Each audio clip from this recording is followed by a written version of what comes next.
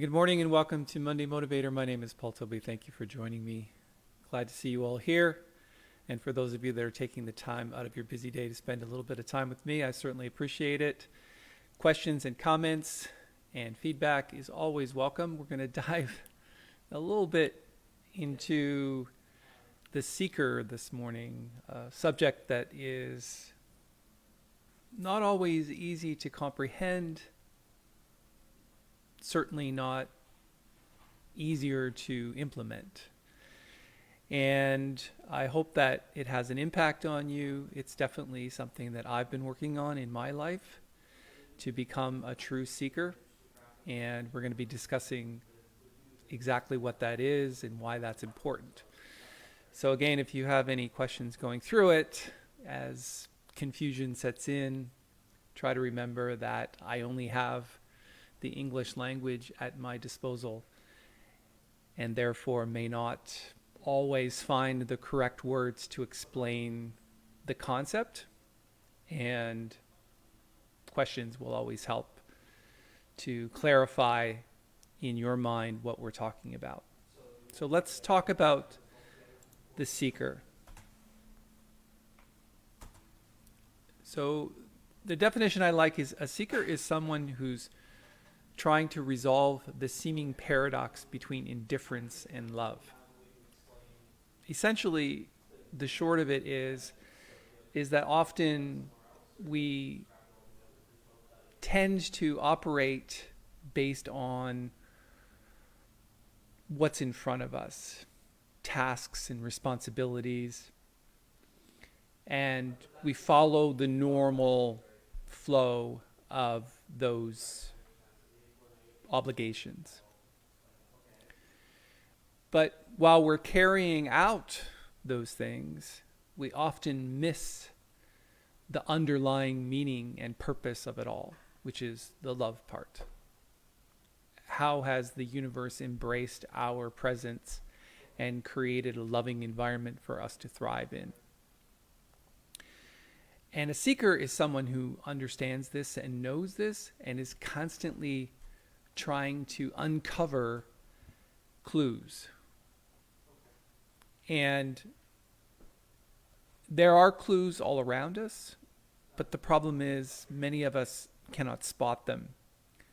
And so what I'd like to do is sort of give you some insight into the order in which one becomes a true seeker. And I've got 4 parts to it. But before I do that, I'd just like to share with you a little bit about clues that were dropped to me over time that helped someone else get what they wanted. So for years, many years, I've been looking at the way that my father, the Reverend Arthur Tobey, interacts in his universe, which is mostly Christian based. He's obviously a minister of a United Church, and so he sees things in a very specific way. And his thought process and his spiritual process is usually one of giving to the detriment of all else. And he has, in his life, I know growing up during the Depression and the way that the thought process of someone who grows up on a farm is, it's like, there's this constant sort of lack mentality. And while he's transcended a lot of that over the years, there are still certain things that he believes he's not deserving of. And that may be mostly material things, but there's also, certain travel elements or relationships or all kinds of things. And I'm not going to go into the deep meaning of all of the things that he's missing in his life, because it's his life and that's the way he chooses to live it. And my interaction with him over this past weekend was that we share the same birthday. September the 7th, last Monday is our birthday, but we didn't get together as a family. So my sister from Burlington and her family, and my family from Toronto, we basically went to the farm near Burford, Ontario to spend an evening over food and conversation, and obviously there's some gifts involved. For the last 10 years in my interactions with my father, he has continuously and probably unknowingly commented on the watch that I was wearing. And he would say something like, that's a nice watch, or look at that watch. He would never say anything like, wouldn't it be nice to have a watch like that? But this was continuous. Many of you may know this. You may not know it now, but I always wear a watch, always. And I have a small collection of nice timepieces that I cherish and that I look after. Just like everything in my life, I feel that in order to comprehend more extravagant things, one must learn first to look after the things that they do have. And my father would never allow himself that luxury. So he's never worn a watch, ever. I've never seen him have one. I don't know if he had one at one time, but certainly not in recent memory or even in the last, say, 20 years. Why? Because it's too frivolous, too extravagant, to something that he cannot allow himself to feel that as part of his life. Consequently, I've been picking up on these clues for years, and I'm not quite sure why I left it until this year, but I went out and I researched and I bought him a nice timepiece. He has always talked about Fords. He has a Ford truck, and he's had Ford tractors, and just Ford. He's always been a Ford fan, but Ford doesn't make watches, but Ferrari does. So I went out and I researched, and I found him a nice Ferrari automatic timepiece, and packaged up really nicely, put it in a bag. And I've never seen my father do this before. This has never happened. Usually when he gets a gift, like socks or a shirt or something like that, he sticks it back in the package and puts it behind the chair until the next gift comes in. This time, he took it. He was like, first of all, he was kind of speechless. He took it out of the box, took it off the holder, undid it, put it on his wrist, and looked at the time, and left it on. And it was still on him when I left, and I've never, ever seen that before. So sometimes in life, and my point is that we as the seeker often have to, because first of all, the pleasure for me was much more than him. I had to catch those clues, and I didn't really think about it until it came time to purchase something for his birthday that I had been aware of these clues, but had finally clued into the fact that he obviously appreciates timepieces, but would never allow himself the luxury to do it. So as a son, I felt it was my duty and responsibility to set in and help him with that specific thought.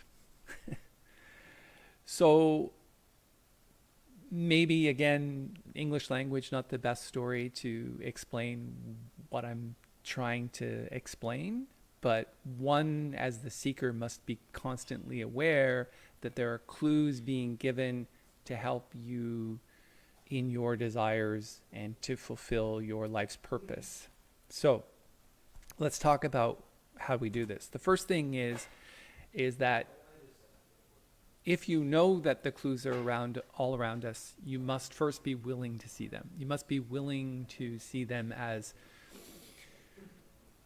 as Rob Riopel calls a clue or a spiritual clue, to let you know that this is not just mere coincidence. This is something that is happening, and you must be willing to keep your eyes open and be aware. I call it sometimes the silent watcher.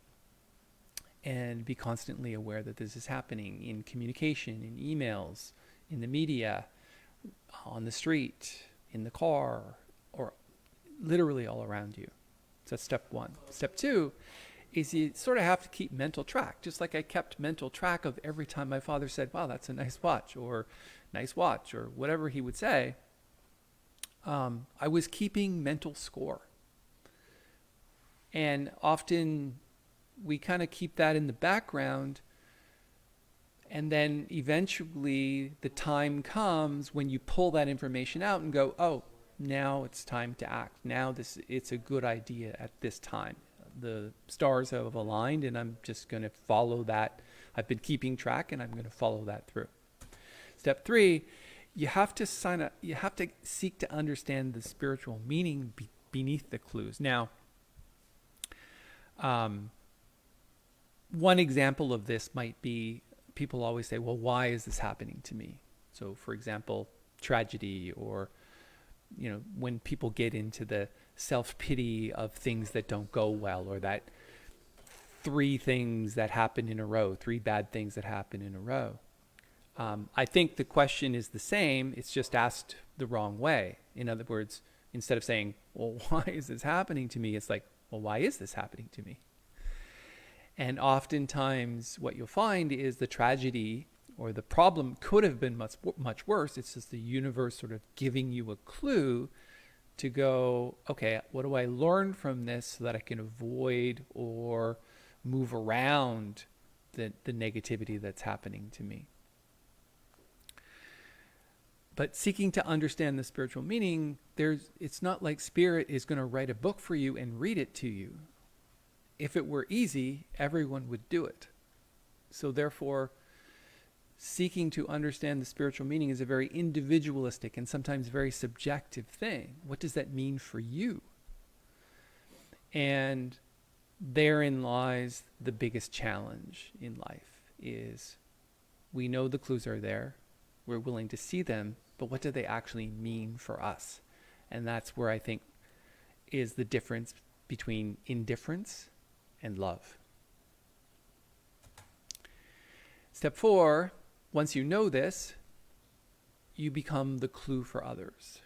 You seek to understand the quest that others are on, and you provide as a beacon a piece of information, a referral, an example, a training, a lesson for other people.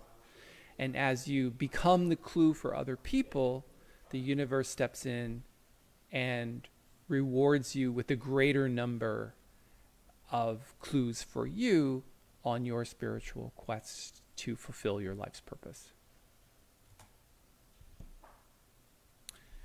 And that's my thoughts for this Monday Motivator. Are there any questions? So Amir asked step 2. It's the mental track of seeming coincidences or things that happen that you're keeping score. For example, in my dad's situation, I'm keeping mental track of the number of times that he has commented on my personal timepieces. It is hidden a little bit by my video, so I apologize for that. But step 2 is keep mental track. Kim says, do you journal about your thoughts and then look back to find the clues? Actually, the answer to that, Kim, for me, is what I try to do is on a regular basis, I will take the clues that I've been given. For example, this past weekend was a clue for me, and it made it into today's interaction. It became a Monday Motivator topic.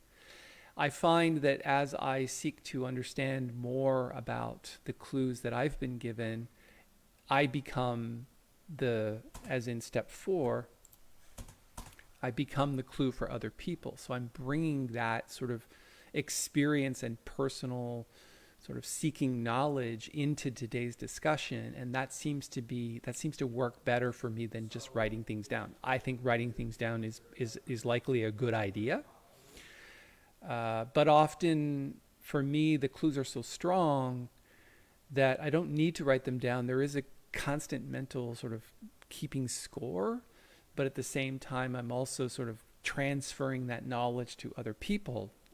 Once a master becomes a teacher,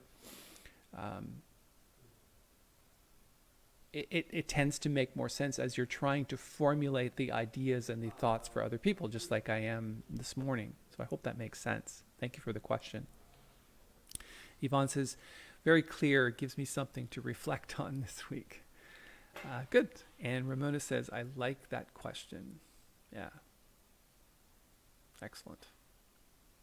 Are there any other questions or comments this morning? I feel like it's going to be an interesting week, and I'm prepared for all of the clues that are given to me. I hope you are as well.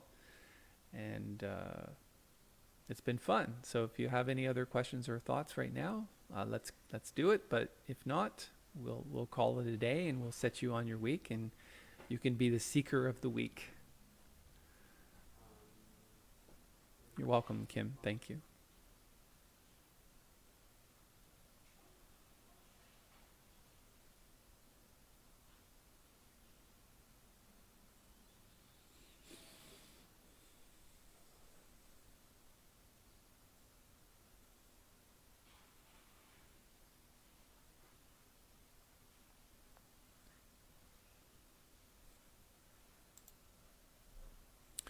Well, it looks like there are no other questions or comments.